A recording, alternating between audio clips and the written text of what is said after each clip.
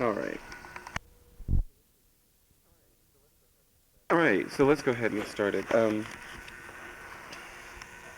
right, let me first ask you about the Adobe experience, and then I'll ask you some other questions that might be germane to what I'm here for.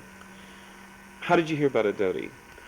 I have an associate named, and who's now a friend named Kevin Spears, who lives in Los Angeles, who's been involved in some community work that I've been doing for the past, 10 years. And I'm the CEO of an agency called the Amasi Center, which is a health, wellness, and cultural affirmation center. And I also have a program called the Black Men's Exchange, which is a Afrocentric self-discovery program for Black men who love men, which Kevin Spears is a part of. Okay. And Kevin Spears, for years, because he's come here at least 4 or 5 times, said, Cleo, you should go, Cleo, you should go, you should go. And generally speaking, most things I've experienced in my life that were called black and gay, I've tried them many things, and most of them have really bothered me because I felt like they were really a bunch of lost black homosexual men trying to become affirmed through a white gay model with a black face on it. So I didn't go. But anyway, Kevin is dealing with some HIV issues. He tends to be quite poignant these days, and during one of his particularly poignant moments of inviting me, I decided to go on and go, and was very, very moved and encouraged in many ways, not in all ways, but in many ways, some very important ways by the Adobe experience. So I came back for my second time this year. Okay, so this is your second time. Yeah. Can you explain or describe that experience that you had last year? Well, I already mentioned how I tend to be disappointed with things that are called black and gay. Well, one thing that always kept my ear open, even though I didn't go before, was that it was called Adobe. And I knew that Adobe had an African intention. It had a African descent or African cultured purpose and intention in terms of how it brought the brothers together. So when I got here, I was able to experience that that's indeed what the intent is here, is to provide a more African spiritual base to providing camaraderie support and empowerment to black men who love men.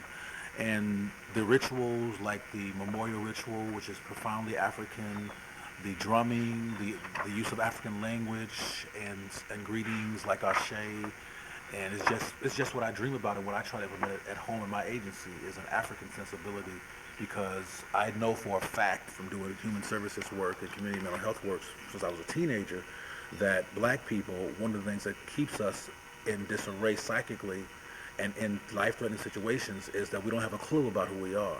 Mm. We don't have a clue about where we began, and what we think about where we began, we have a very negative understanding of that because of the white supremacist media in this culture. And it has eaten us alive. It has put us at risk for HIV. It's connected to why our numbers are so high, even though we're 10 years into the epidemic. Other communities, without exception, have done a much better. And I think because one of the co-factors is because those communities have a culturally sound life experience where they don't have to question their worth and how valuable they are on a daily basis. Some of us are willing to die because it's painful to be alive and feel irrelevant. Mm. And I think that cultural affirmation, image affirmation, linguistic affirmation, and feeling like you're relevant and that you're powerful and that you're connected to something that's bigger than you, that's on the earth plane. When you're talking about this Jesus Christ go to heaven, river side by what's it by and by stuff that I think keeps a lot of us complacent and passive. We're talking about something of the earth and of history and culture that we know we're from, that we're about. We're talking about language like Adodi and Ashe and some other words that I'm just learning that we know is part of an essence that's separate from our oppressive experience in this culture. Mm. So when I came here and experienced it, I was just elated and in tears because it's what I dreamed about. And Kevin had been trying to get me to go for years. I was like, I ain't going to that. And now I'm here, and it's very, very affirming, and it's resonant with my beliefs in life. All right, can you name one pivotal activity that occurred last year that really had a profound influence on your life when you came to your first retreat, Influence. or just touched you in a special way? Okay, that's a better word for me because without at the risk of sounding like a know-it-all, which I'm not. This is a African-centered living and discussion is something that's everyday thing for me, and Adodi is just resonant with that way of being that I have. But what particularly moved me was when I heard the story last year, differently from this year, there was a film strip presentation on the history of the organization, and one of the founding brothers said, the reason that I was driven to implement Adobe was because the white gay model and the white gay frame of reference was not doing it for me. It was not fulfilling me. It was not feeding me, and I feel like I needed something else. And Adobe was going to be something that was going to be African, and I assumed that was the case why this thing was started. But I heard it concretely from a brother who has since passed in terms of what his intention was in developing Adobe. So that was very moving for me. And in terms of anything else, it's hard to put a finger on one thing because just being among a bunch of black same-gender loving men who have made a commitment to love each other and who are into it, who are activated by the idea of being safe among their brothers, or safe in their brothers' arms, that in itself is just moving through and through, and there's no beginning and no end. Just that you're in that space and that intention for me is very, very moving. Because in the world that I live in, which is not up on a hill in Adoti, it's a very vicious place. It's a very confusing place full of brothers and sisters, but we'll focus on brothers for the sake of Adoti, who are just out of their minds in many ways, fragmented, split apart in terms of who they want to take care of, who they want to nurture, which is often not themselves. They abuse themselves and nurture people that they hope like them anyway, despite their way of loving, their way of being. And I use the word loving and way of being and same gender love and not gay because I know that the word gay and where it originated and the whole formation of gay, which is not... Why didn't you share that with us? Okay. With me, excuse me. Well, in short, because it's real long, you ain't got enough tape for that.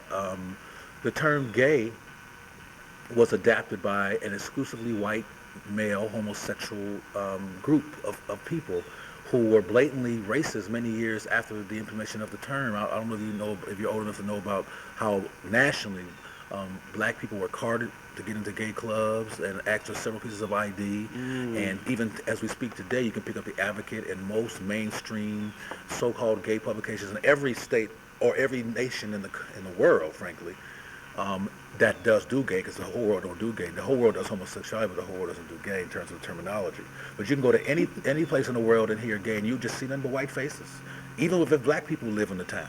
And when you do see black people, Latin, Asian, or Native people, they're wrapped around white people in their photograph. They're never alone. They're never loving each other.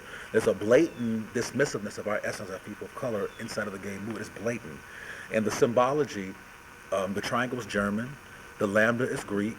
The word lesbian came from a lesbo island called Lesbos outside of Greece. It has nothing to do with us. It doesn't affirm us. It doesn't even try to affirm us. And I want to make it clear. I'm not saying that gay, the German triangle, and the Greek lambda is bad and wrong. Just like people eating Chinese food in China or whatever is bad and wrong, but that's where they're from. That's who they are. We need to discover who we are so we can rejuvenate. And exactly. So it's labeling ourselves for our identity and not allowing others to label us. Does that make sense? The issue, my concern is that we're, because first of all, our life in this country as so-called independent people is really a short period of time. We're not talking about since a pyramid. We're talking about like 100 years or less. And we just stopped getting bit by dogs 30 years ago, in water hoses. So we have now, in my opinion, to become healthy, we need to stop and reflect on. It's time for us to create ourselves, to name and rediscover ourselves as people of African descent. We clung on to pink triangles and gay this and gay pride and all this other kind of stuff out of a lack of something for ourselves in our community. But we have the intelligence and the resources like Adobe shows, illuminates. So we have, in my work with the Amasi Center and the Black Men's Exchange, we have the resources, the heart, the mind to recreate ourselves in our own image. So what we does feeds us. One of the reasons why the white gay community, despite a horrendous HIV epidemic, has minimized the numbers down to dang near nothing is because everything about HIV is about them. Their image, the triangles are everywhere, the lambdas are everywhere, all throughout literature and everything is all about the white gay movement and their German and Greek ancestry or beginnings. Our images are not in there, so we're still questioning whether we should get HIV services or not, whether we are worthy of being cared for or not, because it ain't about us, but it really is about us. And it's time that we create the symbology, the linguistics, like same-gender loving, same-gender loving brothers of African descent, which is a terminology that also teaches the black community and anybody listening that our intention is to love ourselves, is to love other brothers, to be intimate and create genuine, loving relationships with other brothers. Gay doesn't resonate. It's just a word, gay. Also, it comes from a European source, which is not who we are. So linguistically, symbolically, historically, we need to start reveling in our own being, in our own essence, and that's going to give us the foundation to be more healed. Like a similar approach to health and wellness that the white community has taken for itself as healthcare. It's our turn, and we need to stop doing it for ourselves through a gay, German, homosexual, white, lambda lens. All right. You understand what I'm saying? Yeah. Yeah. We have our own lens, and it's ancient. Exactly. Adodi is ancient. Sambalinga from Southeast Asia is ancient. We ain't just no triangle holders. Okay. Now, let's go to this weekend. What did you think about the ritual last night? I thought the ritual last night, it was wonderful. Describe it to me. Well, what was wonderful about it was that the leaders of the Adodi retreat for this year had us sing a song, a black song, okay? Okay. Yes. Wade in the Water, which our ancestors in this country sung as we talked about cleansing ourselves from our oppression in the water and relieving ourselves from the agony and torture that was our daily lives. We sung to get through that, which is a black thing to do, an African thing to do. And we sung on that hill around the fire, preparing to bring the brothers in who were brand new so they could be embraced by us. So they could be embraced by themselves, by themselves meaning other black men who love men. And they came in there blindfolded into the womb of Adodi and, was there in this trusting place where they couldn't even see us, but feel it. Oh, don't get me started. I was just so moved by it. I want you to get started. Okay, I was just so moved because it's what I dream about, because we're so valuable. I mean, we spend so much time trying to make everybody else like us and giving our magic away and giving our wonderness and our spirituality and our intuitiveness and our nurturance away because we don't feel like we're worthy. And we give it away. So please like me, please like me, please like me. Half the white gays and homosexuals, we want us to like us. We want our mamas and daddies, everybody else to like us. And we negotiate our essence.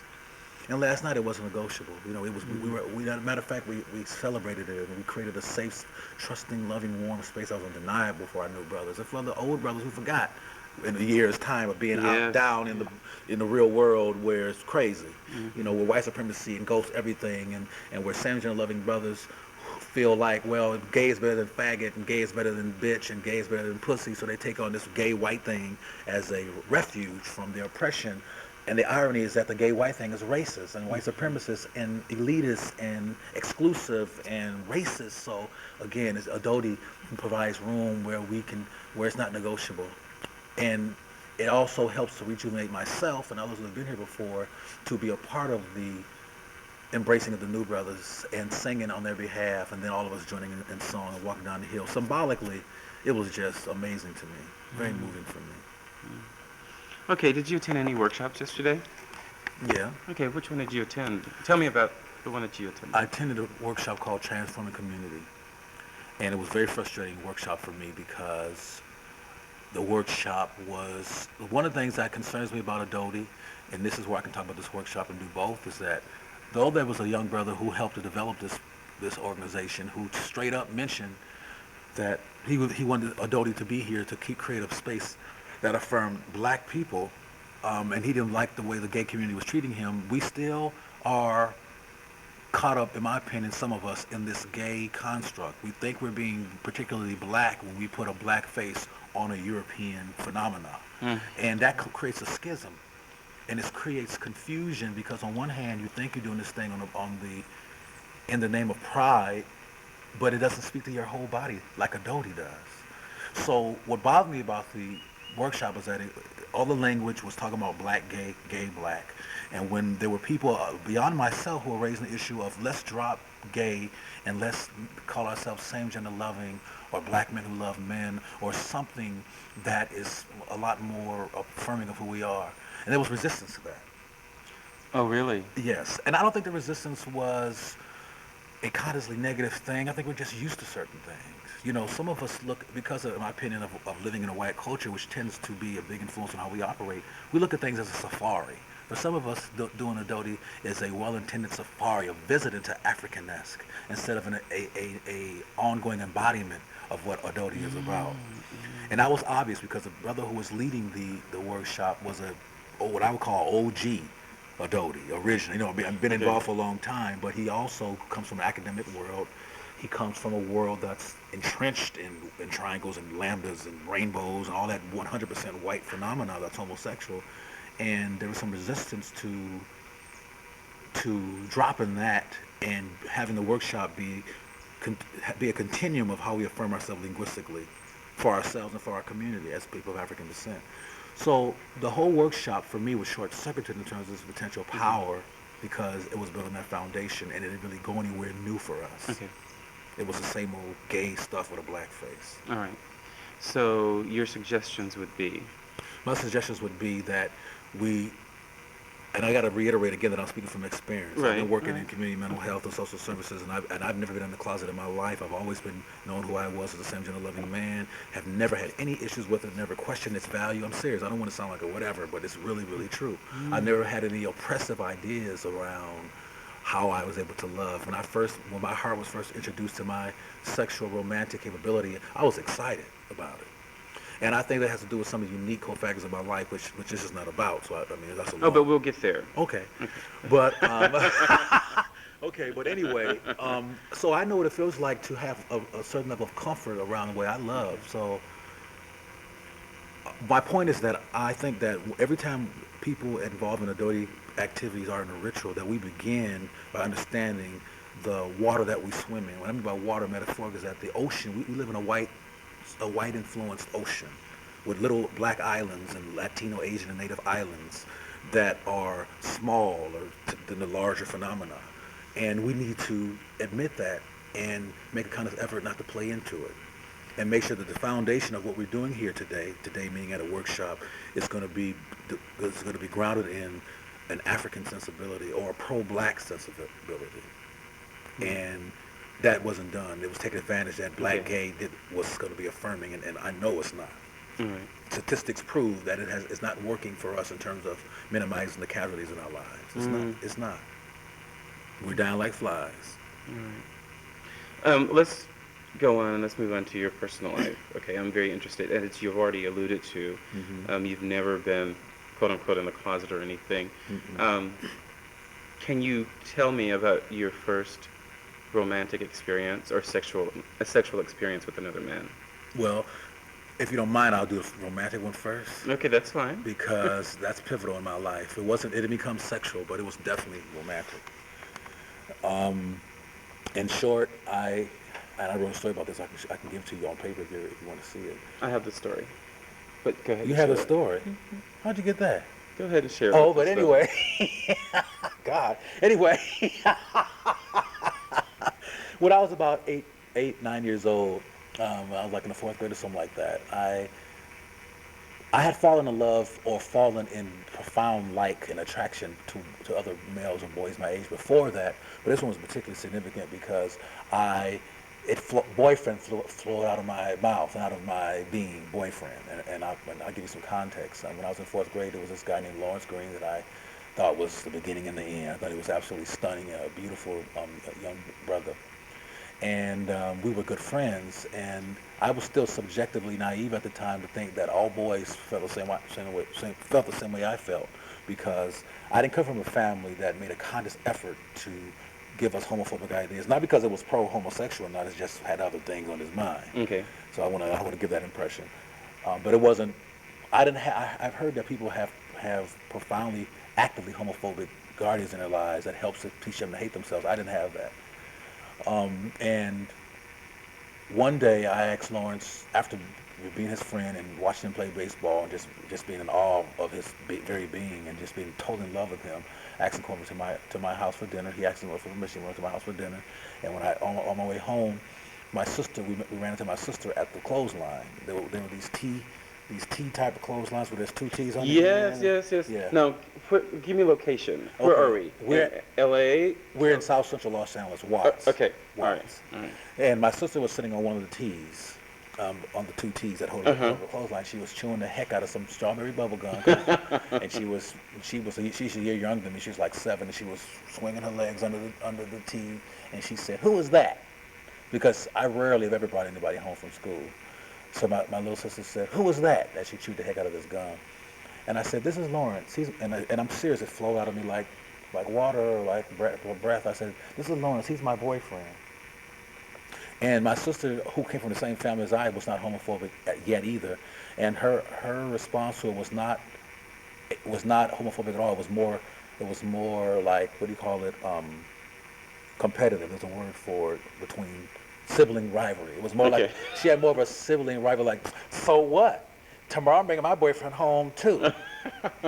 That's all she said. She kept Okay. chewing her gum, but Lawrence tripped. Okay, I mean, she and I didn't trip Lawrence was like, he didn't want to embarrass me, I guess, or embarrass himself, because me and my sister were so natural with this. So he didn't say nothing, but I watched him have a noticeable reaction to, out of the blue, being called a boyfriend. Mm-hmm. So when we got into the house, as we walked up the stairs to play with my toys, he said, kind of in a soft voice, he said, "Cleo, I didn't know that boys could be boyfriends." And his reaction wasn't disgust or nothing like that. It was like shock, like, like I didn't know that boys can do that. And I was all in my little arrogant, like, yeah, well, they can, you know.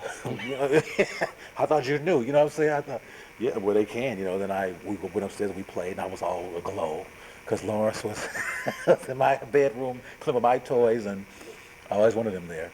And there he was. But he was slightly distracted. Not reactive in a major way, because he kept on playing with toys and stuff, but he was distracted throughout the evening by this boyfriend comment. And we had dinner finally, and my little sister, who was sitting across the table, who knew that was my boyfriend, was giggling and teasing and pointing and like you know, Cleo's boyfriend is here type of thing.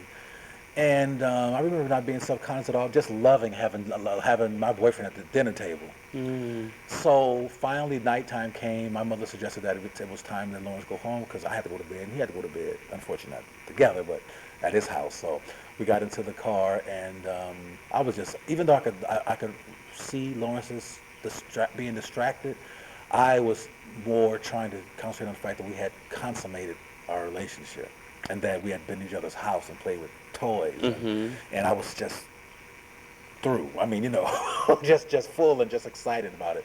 So I figured, I had this assumption that, okay, well, now it's clear that he's my boyfriend.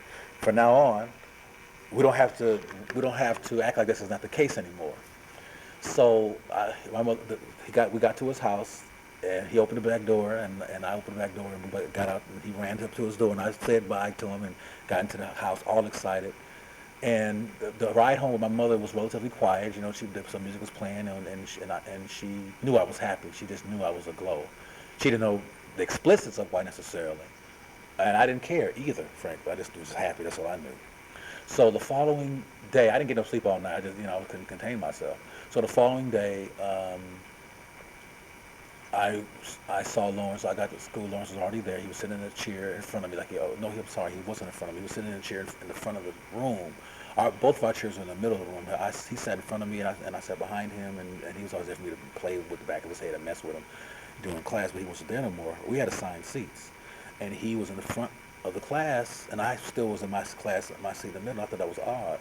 And I remember walking past him and looking at him and waving at him, and he didn't smile or nothing.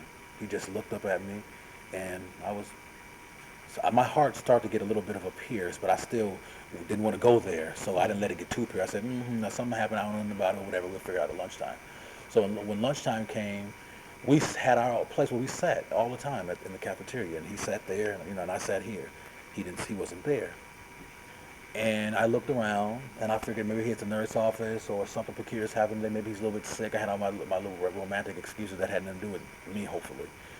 So I finished my lunch really quickly, because there's no reason to stay there now because he wasn't there. So I went out the cafeteria and by the tree, by the baseball field. There he was with his little brown bag, eating a peanut butter and jelly sandwich. He was all by himself, and I went over there. I remember my heart feeling really heavy as I walked toward him, because this was such a break in our routine. A routine that lasted for months and months and months. I mean, this is not just weeks here. We're talking about a long time. So I went over to the cafeteria, to the tree, and I said, "What's up, Lawrence?" And he said, "My mama said I can't play with you anymore." And I said, "Why?" He said, and the teacher knows, and she told the teacher, and the teacher knows that we're not supposed to play together anymore, and we just can't. I was through. You could have just shot me. Because I said, "Why?" with all these tears getting ready to come out of my face, and he never gave me an answer. And of course, I had enough sense even then to figure out what it must have been about, because I had enough sense to reminisce on what occurred before this weird event of us not talking and his mother, blah, blah, blah. So that was devastating. That was my first heartbreak. Um, and from that moment on, I did try, because again, I still was comfortable with my sexuality, so-called, with my affinity, I think, my potential erotic romantic relationships with other males. And I had other relationships after that, not other relationships, I mean other attempts at relationships at that, but none of them worked out. They all ran for the hills. And that helped me to understand how internalized homophobia is so institutionalized in even subcultures or wherever, because I was basically victimized for loving myself or having comfort with myself as a same-gender loving boy, because I was rejected for telling these young men or these boys at the time that I liked them or loved them. So sex didn't happen until I was my first year of college, over 10 years later, because I was a romantic still, and I didn't want to do sex until I was in a relationship. I didn't want to just do, and funny, the few times I took the risk to get my heart broken again after the fourth grade, it occurred once in junior high school, it occurred once in high school. Neither one of them led to a relationship because nobody could handle it. Um, But you were very forward. Or I want to know, in high school, for example, did you tell that man that you no, admired him? no, not like I did with Lawrence, because I had gotten hurt. Because you, okay. I had gotten hurt. Um, the thing with Lawrence, I mean, I'm telling you, I literally fell on the ground. I literally lost my balance and fell on the floor. I was so, like kids do, because they don't care. I was so devastated. And I got devastated, not to that point again, but to some extent again, thinking that there was this guy who was my friend who felt the same way. And there were no words for it then. There was gay, if you will, was not a part of the linguistics of my culture. Um, I did not identify with faggots and punk and things that seem to have a negative connotation. Matter of fact, I thought they weren't even talking about me, because I didn't feel like none of those things. And I just was a quote unquote, in my opinion, human being on a planet who loved other males. But it became clear to me that there was something about this that was going to be difficult and a struggle. And by the time I got to high school, I wasn't so blatant, like calling folks boyfriends like I did with Lawrence. I would be just smiling at them, or one time I wrote a note to someone, and my notes would be stuff like, if you have these same feelings, same capabilities, send me a note back. I had to find some kind of strategy, you know what I'm saying? Mm-hmm. The straight up boyfriend strategy wasn't working. But the sexual thing is a lot less complicated, because I wanted to be in a relationship first. There were some people who found out about me talking to other guys about liking them, who wanted to have sneak sex, and and I wouldn't do it. I talked to a lot of guys, including heterosexually identified guys, who talk about having been involved in circle jerks and stuff like that. And I never did nothing. The first time I had sex was my first orgasm. I had never touched myself or anything. The first time I had sex, somebody had performed oral sex on me, and I thought I was bleeding. When I had an orgasm, I thought I was bleeding. It was dark, so I couldn't see. I knew who was there, and what was going on, and there was no mystery at all about what was happening at all in terms of this is what we're going to do. It wasn't no psychically clandestine accident of we're going to accidentally have sex. No, we knew what we was going to do. I was nervous because it was my first time, and I orgasm, I was nervous. But I always had very, very, very, very explicit sexual fantasies forever, but I didn't do that until I think I was 18.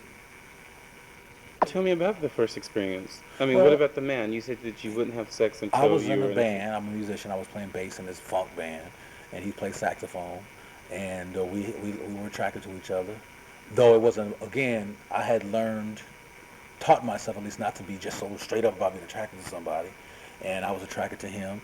He happened to be a biracial guy. He was half Jewish and half black. And he had this big red afro, and he looked weird to me. And he was a musician, and he was interesting to me. And we hung out. And he was the one in the band. I found out why later, but at the time I didn't know explicitly initially. But he was the one in the band that I had an affinity to. Everybody else was chasing women and trying to outdick each other, and I fucked 900 and blah blah blah, and doing all these classic cliche musician type behaviors, and he wasn't doing that, and I wasn't doing that, and we weren't interested in doing that, and that was not something that appealed to either of us. And again, we did not articulate what I'm saying to you, if we could just see each other not doing it. And we would go to lunch after a gig, or go to someplace away from everything from the gig. And about a month into our relationship, one time we were in the front seat of my car, and I just laid down in his lap, laid my head down in his lap. Again, we had no explicit conversations about homosexuality or anything like that, but I just felt like doing it. Damn it, and I did it. And when I did it, he started playing with massaging my head. And then he said, both of us were quite thrilled about the whole thing. And I was nervous because I didn't know how he was going to react, but no, he started massaging my head, which gave me the implication that, oh, he's all right with this. He's a participant now in this. He started massaging my head, and he said, "Are you gay?" And I'd never liked that word. I didn't even like it then. And I want to reiterate, it had nothing to do with how I felt about homosexuality or how I felt about men who love men. It was not a negative adversarial reaction to that at all. It was that the word gay just did not resonate with my soul. So I said, well, that's the word they use or whatever, but I don't really feel comfortable with calling myself that. But if you mean, do I like being intimate with guys? I hope to one day, because I hadn't at the time. I said, I really hope to. That's a desire that I have. And this big smile just came over his face. I was looking up at him. I was laying in his lap and looking up at him, at his big red afro in his face. And we both, this thing happened, and we were in my car and parked in the back of his house. So we went it was nighttime. It was after a gig, and we went into the house, and we couldn't kiss yet. I didn't really get into kissing him because I had never ever done that. He tried. He put his tongue in my mouth, and I was disgusted. That was so gross, and the big old tongue in somebody's face. So I was grossed out by that. So I was able to hug him and kiss him on the cheek with the tongue stuck. I thought it was so gross. But he performed oral sex on me, and I thought it was very strange, but it felt really good until I came, and then I thought I was bleeding because liquids were spurting from my penis, and that had never happened before, except for pee, of course, and I thought I was dying or something. But then I realized that I wasn't, that everything was cool, and at the risk of embarrassing him, there wasn't a drop or nothing left for me to see what it was. So I never did see what the stuff was that came out of me. Okay. But he assured me that it wasn't blood as he happily licked his lips. Uh, But finally, we did have sex in a way that this is so embarrassingly naive or whatever. But we had sex. He liked performing oral sex, and he liked consuming the evidence, if you will. I don't know what word to use. So I never saw it. Finally, we did sex in a way where I was able to see it, and I said, "Oh, okay, this is what that was." And I liked sex. But we broke up about 2 months later because I wouldn't kiss him. And I realized I was more fascinated than him. I wasn't in love with him. I was in life with him. I was in circumstance with him. What I mean by that, I was trapped with this all male band with these classic male jerks. They weren't totally. They were nice guys, and they were very, very testosterone, bravado-esque, if you will. And I wanted some relief, and his name was Kenneth, provided some relief. And he was a nice guy, but I was not in love with him. It wasn't a Lawrence thing. Mm-hmm. So I realized that, because when I finally did fall in love, I was able to kiss and do the tongue thing and everything. There was no problem. But And when was the first time you were in love? The first time I was in love came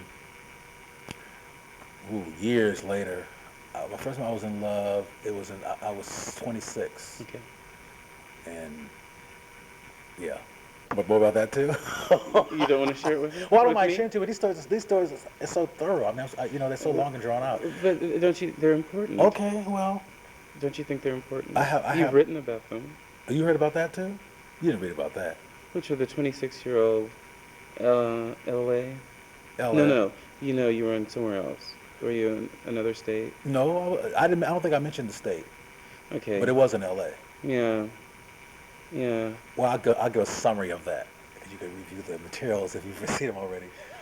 And plus, frankly, it's a painful story to Yeah, I know tell. it is. It's. I mean, I haven't had relationships since, so the wound in some ways it's kind of still gaping for me. Okay. There's been nothing that has filled that space, Since. and I wish there were, frankly, but that's another story. Because he passed now about 4 years ago. Mm. But anyway, to make a long story short, we met at, it was as corny as it's going to sound and as cliche as it's going to sound. It was great attraction, if not love. It was great attraction and adoration from first sight. I thought he was just the finest thing that ever graced the planet. And he was about your complexion. Oh, he was just so beautiful to me. Big brown eyes and a smile that just could knock trees down. It was a big, gorgeous smile and big brown eyes. Just a beautiful black brother. And Go ahead. Let's keep going. we met at in the kind of context which people tend to find me, which is in some kind of social, political, action-oriented thing for black men who love men, or for people of African descent, regardless of sexual expression or gender focus. And anyway, I'm going to summarize this. We met. Um, we went out. I didn't, even though I liked him from the first time, I still, even at 26, had my issues around straight up telling somebody that I liked him. I was very afraid of that, or of rejection. So I didn't tell him nothing for a year. And finally, he was in the midst of creating a telephone directory for same-gender loving brothers of African descent. And he needed everybody's phone number. And he needed to give everybody else's phone number so they can call him and give him information on how to compile this book. So that was under the guise of that is how I got his phone number. He got my phone number, and I remember getting his phone number, cherishing it like it was a precious diamond, and making sure I wasn't going to lose it. You know, if you lose stuff sometimes, I wasn't going to lose this. Mm-hmm. And I put it deep in my pocket. And when I got home, I just took it out and found a place. Like I had a big, large crystal paperweight, and I put it under the paperweight on top of my desk. I wasn't going to lose that. But I was scared to death to call him, so I didn't call him until maybe 4 days later. I said, I'm calling him. Scared to death. And I called him. Now, one thing that's different about this situation than it was with Lawrence and the others, that I knew he was the same gender loving. Mm. There was no doubt.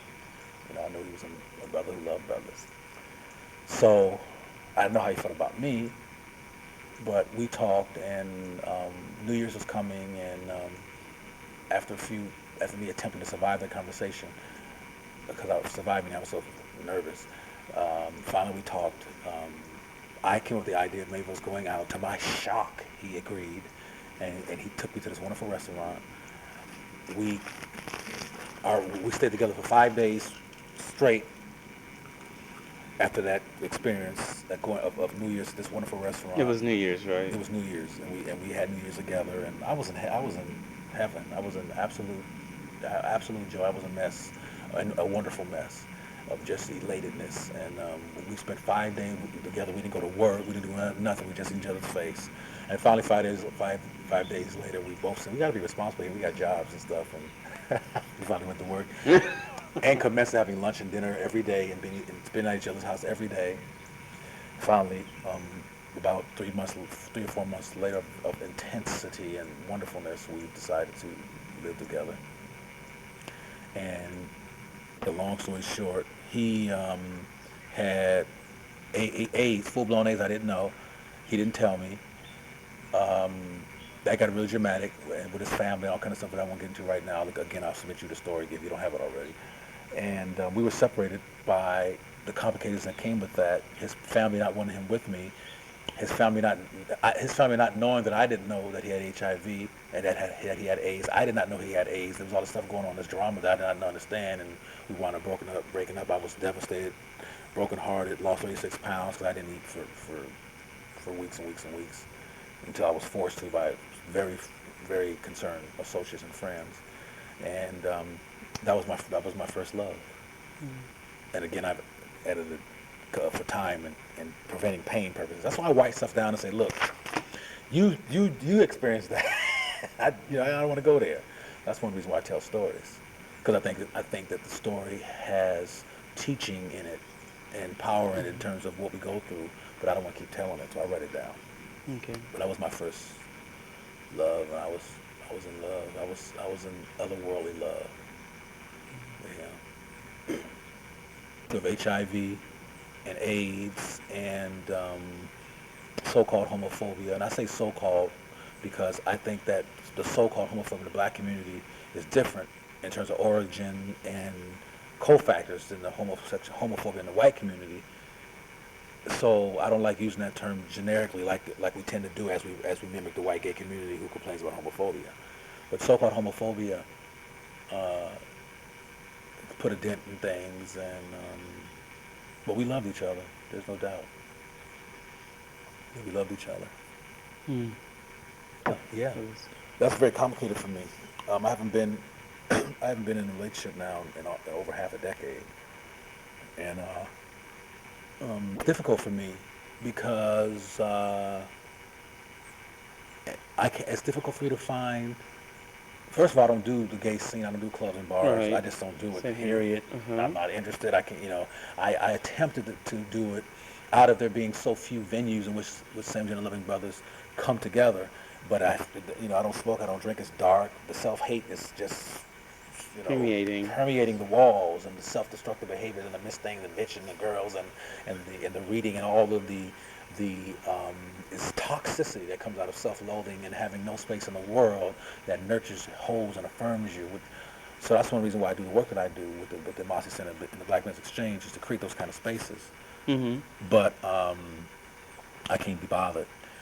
And the other dichotomy is that I don't mix work with pleasure, and I run into a lot of brothers in my work where they look at me as Cleo, the CEO, or Cleo, the founder, and all this kind of stuff. They're so busy doing this admiring thing that it's having a relationship with somebody like that. It can't help but be imbalanced. I want an equal partnership relationship. I don't want to be the admired person that they're.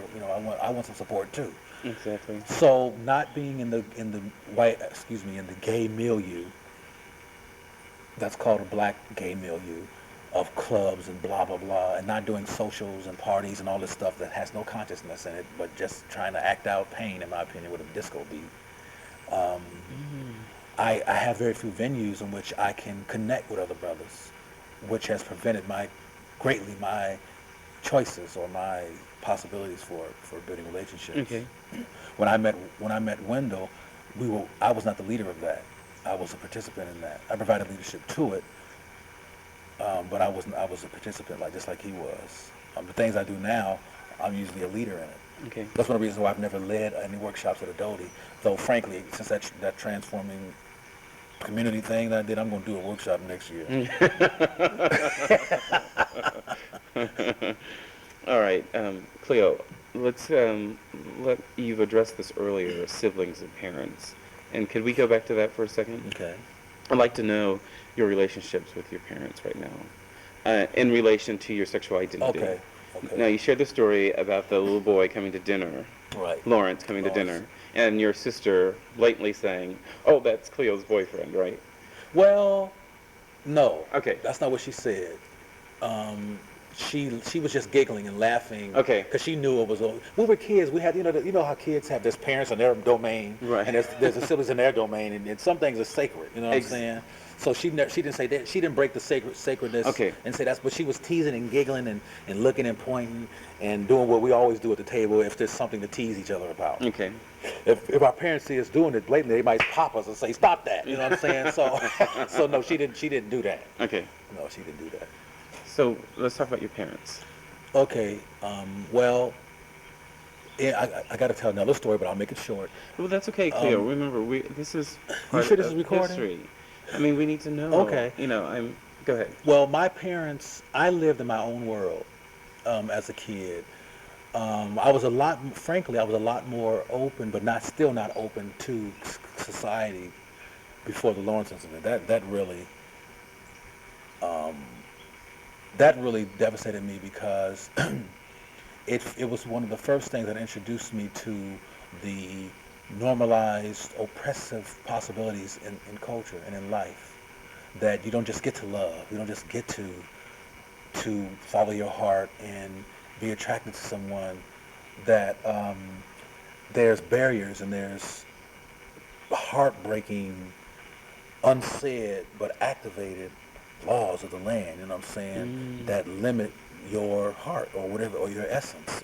I think white supremacy, racism limits black people's psychic potential and psychological potential, and I think homophobia, or the lack of support and space for same-gender love in our culture, those a dent in our possibilities as well. But it disrupts us, and I got disrupted by that experience with Lawrence, and it kind of, and other people, about two or three other people after that that gave me a similar experience of rejection or this silence and no more relationship after me acknowledging how I felt about them.